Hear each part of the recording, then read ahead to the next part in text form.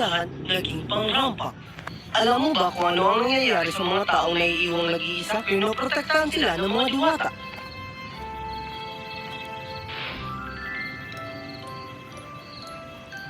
Oh, kawawang bata.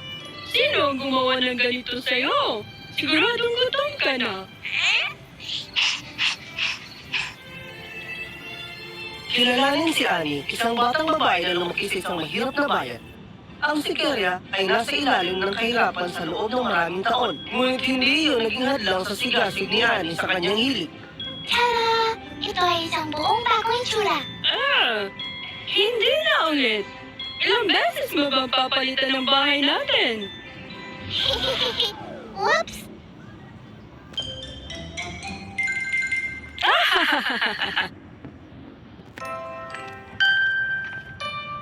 Ina, palang araw pa